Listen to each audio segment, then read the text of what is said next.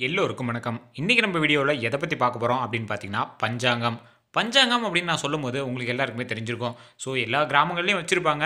ஒவ்வொரு ஜோசியக்காரரும் கையில வச்சிருப்பாங்க.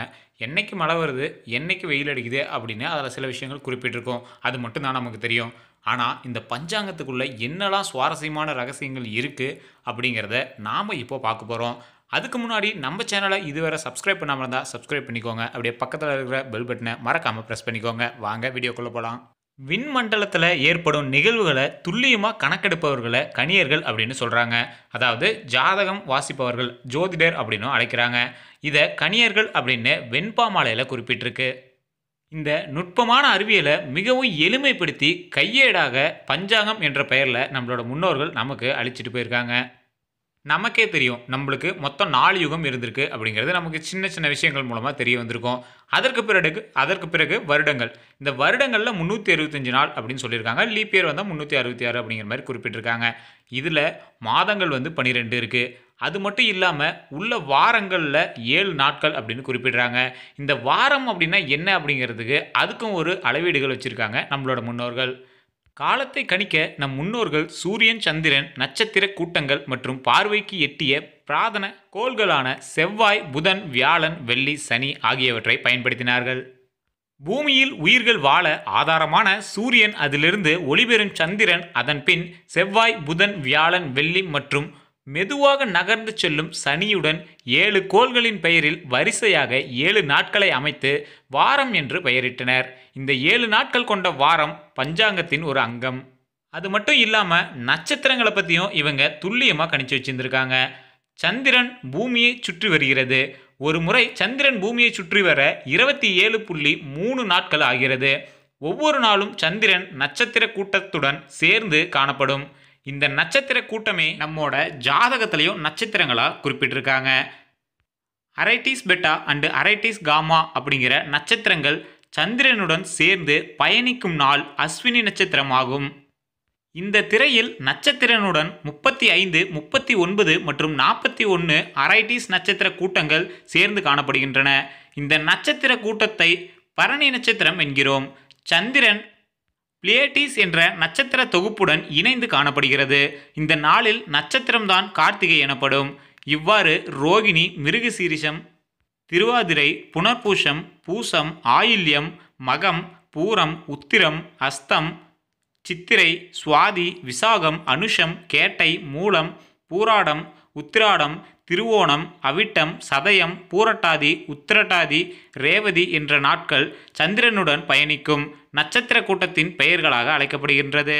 அடுத்ததா பஞ்சாங்கத்தில் இன்னொரு முகமா அழைக்கப்படுற திதியை பற்றி பார்க்கலாம். அமாவாசை என்று சந்திரன் நம் கண்களுக்கு தெரியாது. படிப்படியாக சந்திரன் வளர்ந்து பௌர்ணமி என்று முழு நிலவாக ஒளிர்கிறது. சந்திரன் வளரும் பருவத்தை வளர்பிறை, அதாவது சுகல்பட்சம் என்று அழைக்கிறோம். பௌர்ணமியிலிருந்து மீண்டும் சந்திரன் படிப்படியாக தேய்ந்து அமாவாசை அன்று மறைந்து விடுகிறது. இந்த பருவத்தை தேய்பிறை, கிருஷ்ணபட்சம் என்று கூறுகிறோம். அமாவாசை அன்று சந்திரனும் சூரியனும் ஒரே பாதையில், அதாவது 0 டிகிரியில் இருக்கின்றன. சந்திரன் அமாவாசையிலிருந்து பௌர்ணமி வரையிலும், பௌர்ணமியிலிருந்து மீண்டும் அமாவாசை வரையிலும் சுழலும். 360 டிகிரி. அதை 30ஆல் வகுக்கும் போது 12 டிகிரி, அதாவது ஒரு நாள் சந்திரன் நகரும் அளவு 12 டிகிரி அப்படிங்கிறது நமக்கு தெரிய வருது. சந்திரனின் ஒவ்வொரு 12 டிகிரி நகர்வையும் ஒவ்வொரு திதியாக பஞ்சாங்கம் கணக்கிடுகிறது. அமாவாசையிலிருந்து சந்திரன் அடுத்த 12 டிகிரி நகரும் போது பிரதமை திதி. அதுபோலவே அடுத்தடுத்த 12 டிகிரி நகர்வுகளை த்விதியை, சதுர்த்தி, பஞ்சமி, சஷ்டி, சப்தம், அஷ்டமி, நவமி, தசமி, ஏகாதசி, துவாதசி, திரியோதசி, சதுர்தசி என்று 14 திதிகளாக கணக்கிடுகிறோம்.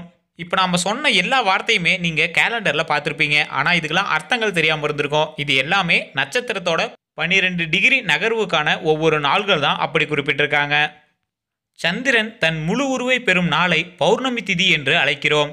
இதுபோலவே சந்திரனின் தேய்பிறை திதிகளும் பிரதனமி, வித்தியை, திரியை என்று இதே வரிசையிலேயே அழைக்கப்படுகின்றன. அடுத்ததா பஞ்சாங்கத்தோட இன்னொரு முகம் கர்ணம், அதாவது கரணம் அப்படின்னு இதை குறிப்பிடுறாங்க. பூமி தன்னைத்தானே ஒருமுறை சுற்றி வர எடுத்துக்கொள்ளும் கால அளவு 24 மணி நேரம். இதையே 60 நாழிகை என்று பஞ்சாங்கம் கணக்கிடுகிறது. சூரிய உதயத்திலிருந்து அடுத்த சூரிய உதயம் வரை உள்ள இந்த கால அளவே ஒரு நாள் என்று பஞ்சாங்கத்தில் கணக்கிடப்படுகிறது. ஒரு நாளிகை 24 நிமிடம் ஆகும். ஒரு நாளிகையில் பூமி 6 டிகிரி சுற்றுகிறது. பூமி ஒவ்வொரு 6 டிகிரி சுழற்சியையும் கரணம் என்று பஞ்சாங்கம் குறிப்பிடுகிறது. அடுத்ததா பஞ்சாங்கத்தோட இன்னொரு முகமான யோகம். அமாவாசையில் இருந்து சந்திரன் நகரும் போது சந்திரன் மற்றும் சூரியன் இடையே நடைபெறும் ஒவ்வொரு 13.2 டிகிரியையும் யோகம் என்று அழைக்கப்படுகிறது. ஒரு முழு வட்டமான 360 டிகிரியை சந்திரன் இப்படி சுற்றி வரும்போது 27 யோகங்கள் ஏற்படுகிறது. நாம் ஏற்கனவே நாள்களை வச்சு தான் இந்த பஞ்சாங்கம் குறிப்பிடுறாங்க அப்படின்னு சொல்லியிருந்தோம். அதே போல் வாரத்தை பார்த்துருந்தோம். இப்போது மாதத்தை பற்றி நாம் தெரிஞ்சுக்கலாம். சந்திரன் அமாவாசையிலிருந்து மீண்டும் அடுத்த அமாவாசை வரை ஒரு முறை சுற்றி வரை எடுத்துக்கொள்ளும் கால அளவு 29.5 நாட்கள். இதையே சில பஞ்சாங்கங்கள் மாதம் என்று அழைக்கின்றன. இதன் அடிப்படையில் ஒவ்வொரு ஆண்டு என்பது 354 நாட்களை கொண்டதாக அமைகிறது. ஆனால் பூமி சூரியனை ஒருமுறை வலம் வர 365.24 நாட்கள் ஆகிறது. இந்த கணக்கில் உள்ள வேறுபாட்டை 3 ஆண்டுகளுக்கு ஒருமுறை அதிக மாதம் என்ற பெயரில் சரி செய்கிறது. இந்த முறையை சந்திரனை மட்டுமே மையமாக கொண்டு கணக்கிடும் பஞ்சாங்கங்கள் பின்பற்றுகின்றன. ஆனால் நம் தமிழ் பஞ்சாங்கங்களோ சூரியன் ராசிக்குள் நுழையும் நாளை வைத்து மாதங்களை கணக்கிடுகின்றன. அடுத்ததா பஞ்சாங்கத்தோட இன்னொரு முகமான ராசி. வானவெளியில் கிரகங்கள் சஞ்சரிக்கும் பாதையில் இருக்கும் நட்சத்திர தொகுப்புகள், அதாவது கான்ஸ்டலேஷனை மையமாக வைத்துதான் காலம் கணக்கிடப்படுகிறது. இந்த அடிப்படையில் இந்த பாதையில் இடம்பெறும் 27 நட்சத்திர கூட்டம்தான் பஞ்சாங்கத்தில் நட்சத்திரங்களாக குறிப்பிடப்படுகிறது. இவை 12 ராசிகளாக பிரிக்கப்பட்டு அந்த நட்சத்திர தொகுப்பின் பெயரால் அழைக்கப்படுகிறது.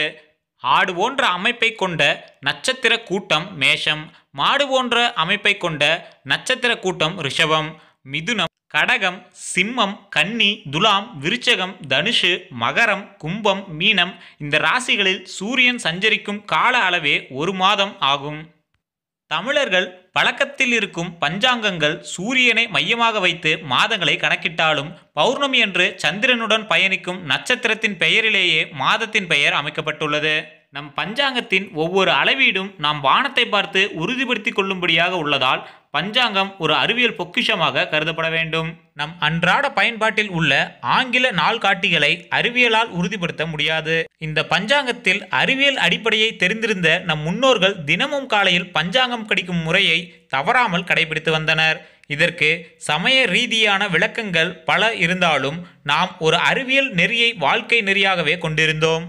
காலையில் அந்த பஞ்சாங்கம் எடுத்து எதற்கு பார்க்குறாங்க அப்படின்னா, இன்றைய நாள் எப்படி இருக்குது, இன்றைய விவசாயத்தை நம்ம எப்படி செய்யலாம், இன்றைக்கி எவ்வளோ வெயில் அடிக்கும் அப்படிங்கிறத கரெக்டாக கால கணக்கீட்டில் அவங்களே கணிச்சிருக்காங்க.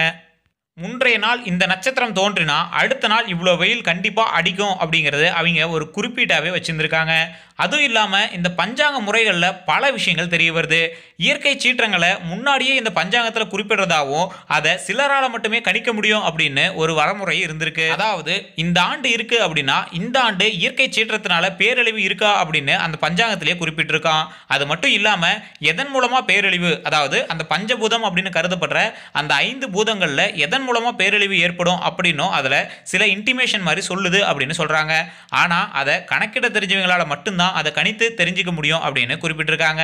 அது மட்டும் இல்லாமல் பஞ்சாங்கத்தில் மழைக்கான அறிகுறிகளை ஈஸியாக கண்டுபிடிக்கிறதுக்கும் பல வழிகள் இருக்குது. அந்த வழிகளை நம் முன்னோர்கள் அந்த பஞ்சாங்கத்தை பார்த்தே கணிச்சு அதற்கு தகுந்தாற் போல விவசாயம் பண்ணியிருக்காங்க அப்படிங்கிறது குறிப்பிடத்தக்க விஷயமா கருதப்படுது.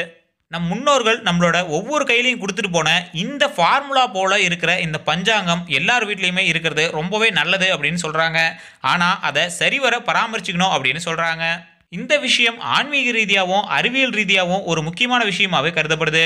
ஆன்மீக ரீதியாக பார்க்கும்போது இது நம் முன்னோர்கள் எழுதிய ஒரு தெய்வீக புத்தகம் அப்படின்னே சொல்லலாம். அறிவியல் ரீதியாக பார்க்கும்போது அடுத்து என்ன நடக்க போகுது அப்படின்னு சில சயின்டிஃபிக் ஃபார்முலா மூலமாக, அதாவது இயற்கையோட சூத்திரத்தின் மூலமாக அதை கண்டறிகிற ஒரு மிகப்பெரிய கருவியாகவே வச்சுக்கலாம் அப்படின்னு குறிப்பிடுறாங்க.